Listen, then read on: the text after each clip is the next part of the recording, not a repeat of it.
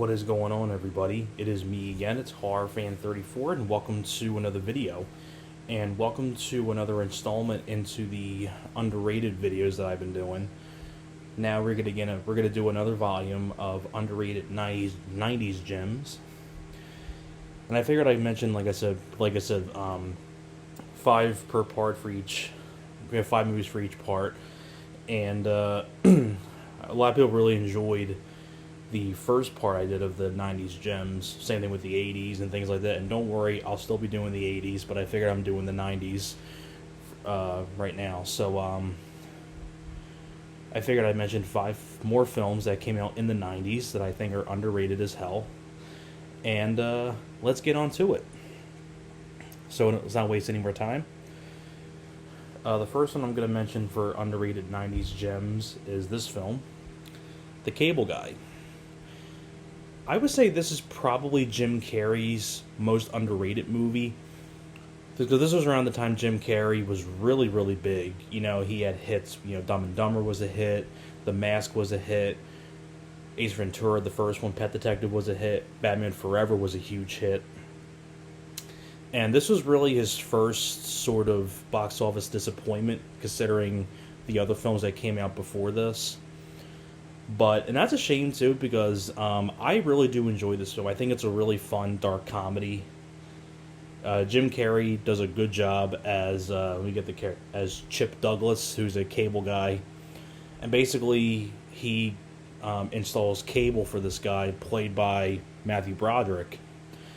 And you know, Jim Carrey becomes very stalkerish of him. He's giving him free things. He won't leave him alone. He starts to stalk Matthew Broderick's life and invaded his privacy and things like that. And he can't get rid of him. And you know, Jim Carrey's just off his rocker. Jim Carrey does a really good job, and I really like Matthew Broderick in the film. And it was also cool. George Segal, who recently passed away, plays Matthew Broderick's dad.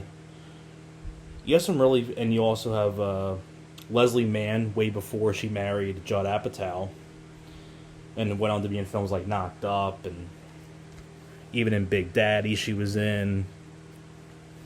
And you also have people in here like, you can see on the back, you have appearances by Owen Wilson, you got Jack Black in there in a small role. So it's cool to see like other actors pop up.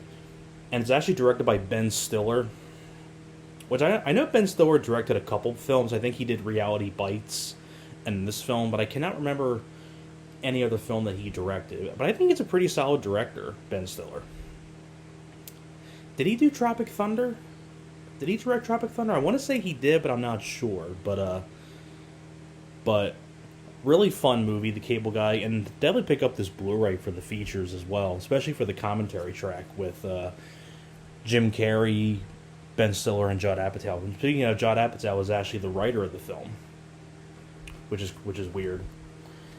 Next one here I'm going to mention for underrated 90s gems is The Adventures of Ford Fairlane.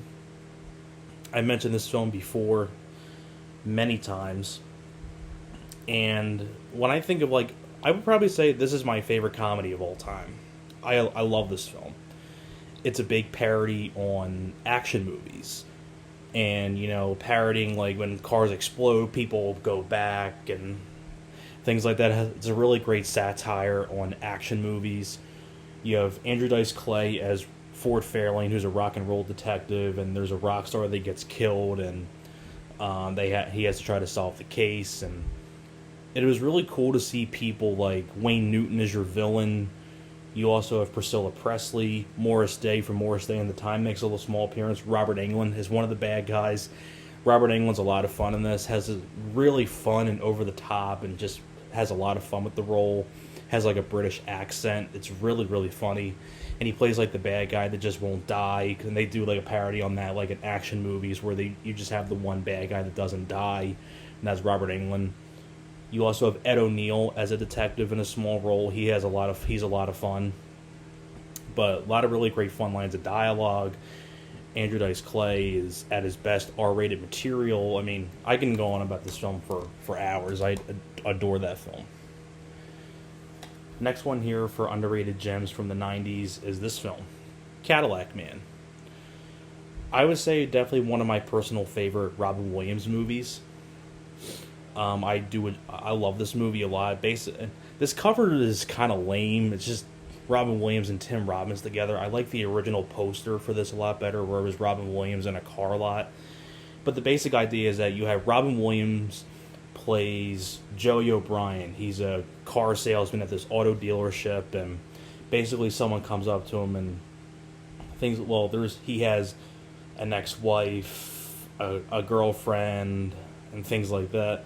And his auto dealership is about to go through the toilet, so they basically say to him, "You got to sell all these cars off this lot within a couple days, or else you'll go out of business."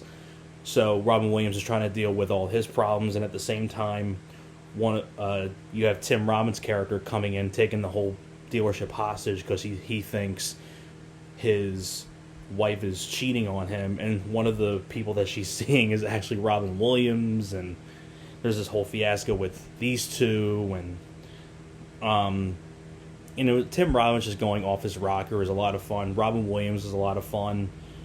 You also have in here Annabella Sciorra, who plays Tim Robbins' lover from The Hand That Rocks the Cradle and Copland.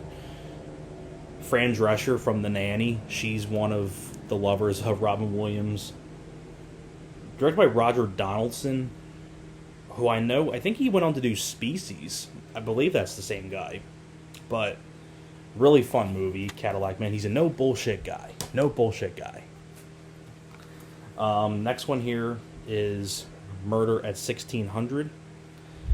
One of my personal favorite Wesley Snipes movies that deals with a murder at the White House. I think this has a good blend of action with thriller elements. I really like Wesley Snipes in the lead. You also have people in here, Diane Lane, Alan Alda. You have Ronnie Cox, you have Dennis Miller from Bordello of Blood. Directed by Dwight Little, who did Halloween 4, Marked for Death with Steven Seagal, and Rapid Fire with Brandon Lee. I feel like he did something else too. I can't remember though, but I would say this is definitely one of his best films. I would say Marked for Death is my favorite Dwight Little film, and then this film. Like I said, I really like Wesley Snipes as the lead, as the main homicide cop, Harlan Regis. I think he does a great job. Solid musical score by Christopher Young, who did the Hellraiser films, the first two. But really solid movie. And the last one I'm going to mention here for underrated 90s gems is National Lampoon's Loaded Weapon 1. If you like parody films, and if you want to see like a really good one that doesn't get spoken of that much, I would recommend this one. Basically, it's a parody on buddy cop movies, and you can kind of see like this is sort of like the parody version of Riggs and Murtaugh, because you have Emilio Estevez and Samuel L. Jackson. And I tell you, there's a lot of people in this that make a lot of good cameos and things like that. You have John Lovitz, Tim Curry's your villain. You also have Kathy Ireland, William Shatner, and some people that make cameos in here. You have Whoopi Goldberg, Corey Feldman, J.T. Walsh, Phil Hartman, Dennis Leary, Charlie Sheen. Even Bruce Willis as John McClane makes a cameo, and his cameo is hilarious as hell. When they blow up his trailer, because Emilio Estevez's character lives on the beach in this like trailer, but inside it's like a big old mansion, and the helicopter guys are looking for Emilio Estevez, and they shoot down the trailer, and John McClane comes out with a white flag. He's like, "What are you doing?" And they're like, "Is this so-and-so?" And he's like, "No, it's 2 blocks that way. Sorry, my mistake. Yeah, no problem." So, and another really fun bit is when at the very end, when Emilio Estevez is beating up the bad guys, the first guy he beats up goes through this glass window that these 2 guys are carrying. And then he beats up the other guy, and they're like, wait, and the 2 guys are moving another window. They're like, wait. And they move into position to get the window in frame. And they're like, okay, go. And then the guy just crashes through the window on his own. So they do that cliche of guys going through glass windows. And I thought the back and forth between these two was great.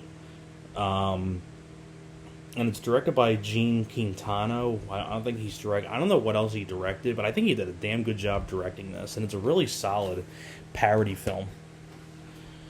So that's pretty much it for Underrated Gems of the 90s Volume 2. So hope you guys enjoyed this, and I'll see you guys next time.